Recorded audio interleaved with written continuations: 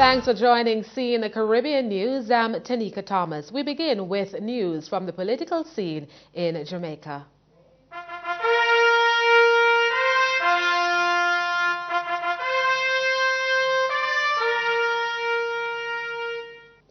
What will decide the 2016 general election? Job creation and national safety are some of the hot-button issues in the forefront of the minds of the Jamaican electorate. The ruling People's National Party, PNP, says if they are re-elected on February 25, they will provide 100,000 jobs over the next 5 years. Leslie Sherwood has the details. Job creation is among the hot-button issues foremost on the minds of the Jamaican electorate. Most Jamaicans are curious about the two main political parties' policies to curb the high rate of unemployment. As the PNP and JLP try to win over voters, both parties have pledged to provide Jamaicans with increased job opportunities. We are going to create 250,000 high-quality, sustainable jobs for this economy. It will be in business process outsourcing, tourism, manufacturing must return to pride of place in Jamaica. There are investments already identified which will result in a minimum, let me emphasize, minimum of 100,000 jobs, good paying jobs, sustainable jobs over the next 5 years. The ruling People's National Party says there are adequate investments on stream that will provide 100,000 jobs over the next 5 years. PNP leader Portia Simpson-Miller says the party's projections are realistic. In the next term, the economic reform program will be elevated to a program of economic transformation.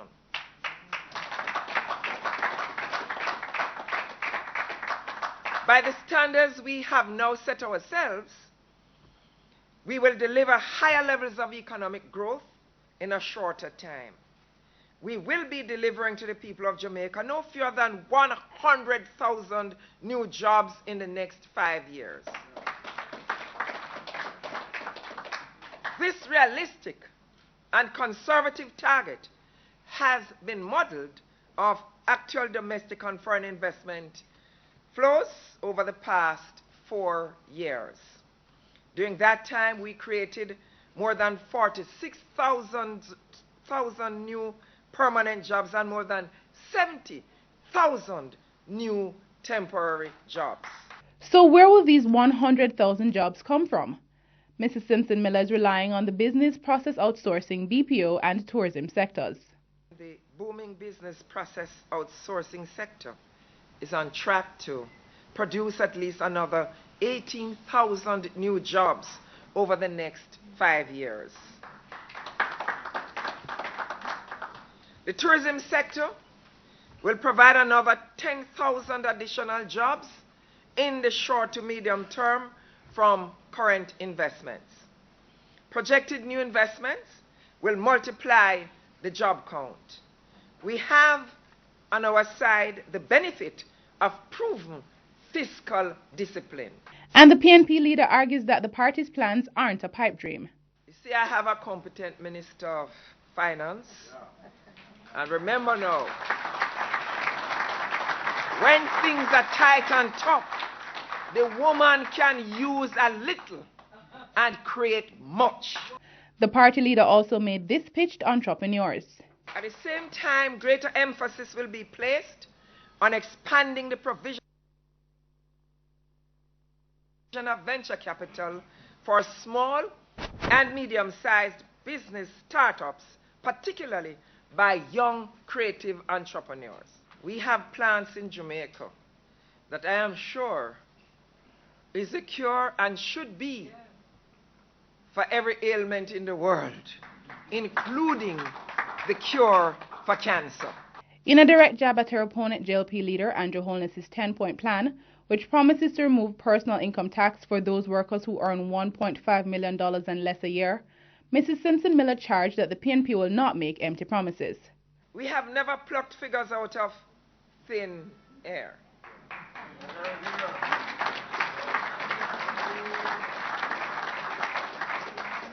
We have never made empty promises. The PNP has never sought to fool the people of Jamaica.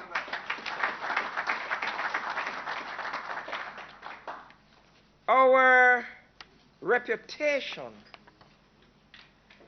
has never allowed us to do so in the past, and our abundant respect for the people of Jamaica will not permit us to do so now.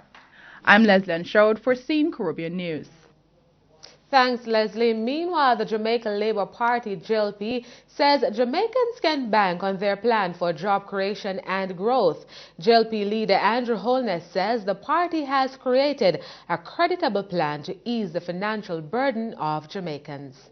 It now gives me great pleasure to launch the Partnership for Prosperity.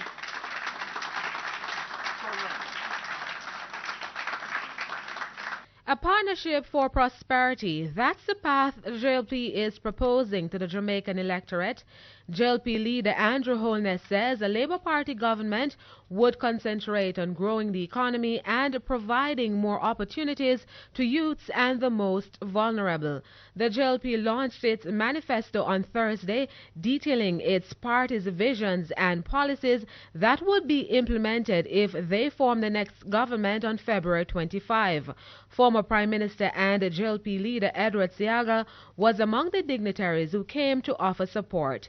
Mr. Holness has been touting his 10-point plan for growth and job creation. A key feature of the plan is to abolish personal income tax for workers who earn $1.5 million or less annually. So who will benefit from this plan? 118,000 workers in Jamaica will benefit from this. The civil servants, members of the security forces, teachers, nurses, private sector workers as well, clerical and supervisory levels, will benefit. The JLP's tax break will leave applicable Jamaicans with at least $18,000 in their pockets. However, it will create a budget deficit of approximately $12.6 billion. But Mr. Holness says that gap will be remedied by Jamaicans buying local. You are going to take that money and do the things that are going to benefit the Jamaican economy. Because part of the partnership is that we are saying to you, we are giving you something back, but I want you to use it to buy local, to buy our local stuff, and that is how we grow our economy. So this $12.5 billion that we're giving to you back in your pocket, every teacher, every nurse, every policeman, every soldier, people in the private sector who work at the clerical and supervisory level, hotel workers especially. This money will grow the economy, but we will get back taxes on it when you spend it through consumption taxes. So GCT will increase. Meanwhile, the JLP projects that there will also be an increase in general consumption tax GCT since Jamaicans will have more to spend. Mr. Holness argues that the data shows that GCT is a better performing tax than income tax. There is actually a significant amount of income tax owed to the government. Huge figure. Now, by law, I don't believe you can do much with the principal outstanding. But there is much that can be done with the interest and penalties. And in our time, Audley, you will recall, well, you would know, you did it. We gave a tax amnesty. So another benefit of this plan is a tax amnesty, a very favorable tax amnesty. You see the partnership at work. We reduce the fees and penalties, you pay your taxes. Partnership for prosperity.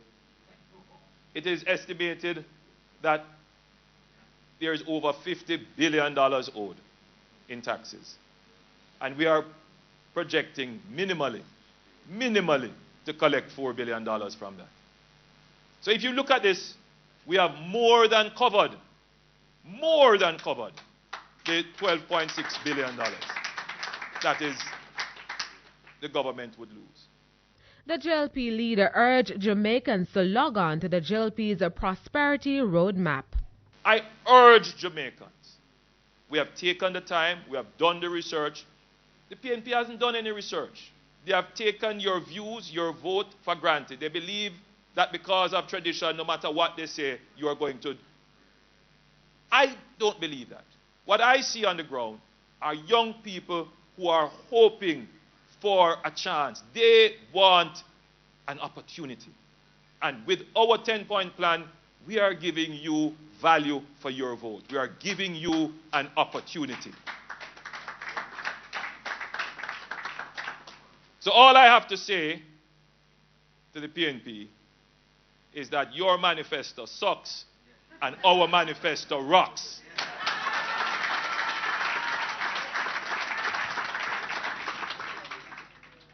And Mr. Holness says it's very disappointing that the national political debates will be a no-show. He says the Prime Minister and the PNP leader Portia Simpson-Miller has been hiding from the debates because the party is without a proper policy. He adds that the debates provides an opportunity to reach uncommitted voters. Still hiding. They really need to face the opposition, so that there can be a robust interrogation of policies.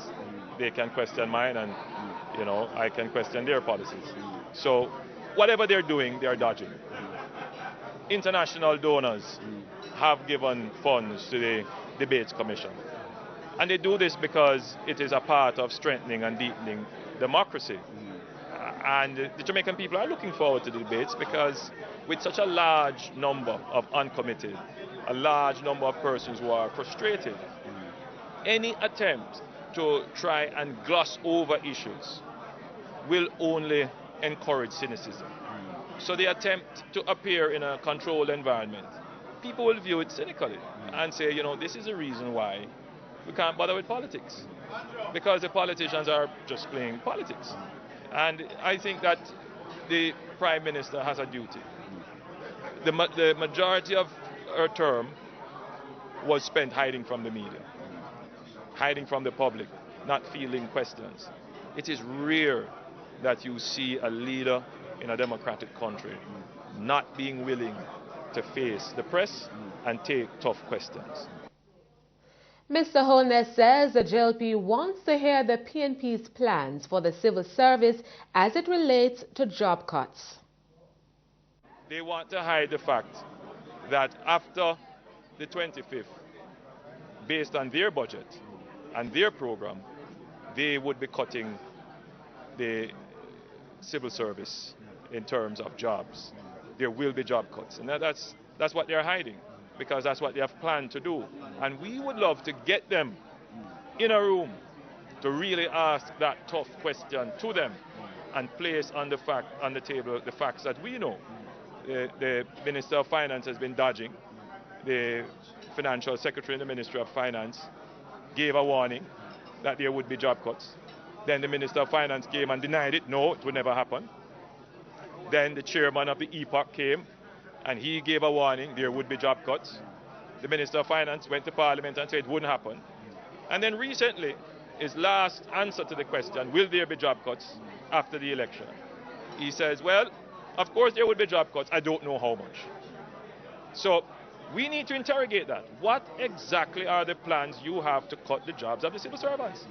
We have no such plans. We are presenting a plan of how to grow our way out of debt, and their plan is how to tax their way into further debt. So I want that to be clear.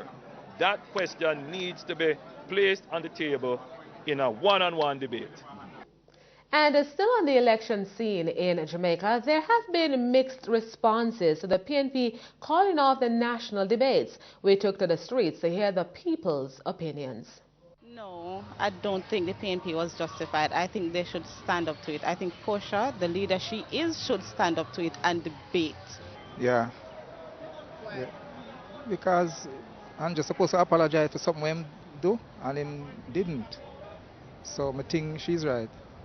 Not to debate. No, them shouldn't cancel it. I feel like I throw the horse, Andrew Holness horse, them come up with some whole heap little issue about the house. Two them now want to do the debate, because two them not have nothing for good for offer to the Jamaican people. So that's why them do that. I think Portia afraid of Andrew still, She not have nothing for bring to the people. She knows that she not win, so she not even bother come with her, I look a fool in she always come with. She knows say Andrew have something for her in the debate, so she just say she can't bother. I just feel like she just can't bother and not do it. You know the ones that, yeah.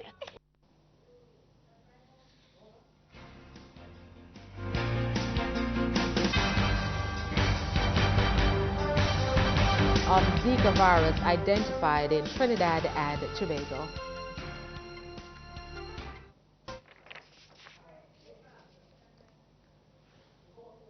Yeah, because you were supposed to pause, and that's why I was waiting.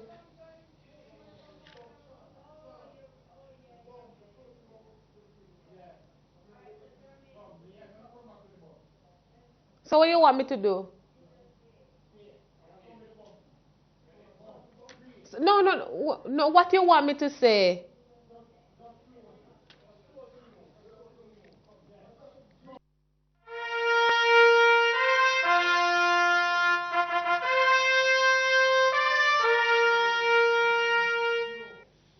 And after the break, the Trinidad and Tobago's first case of Zika is homegrown.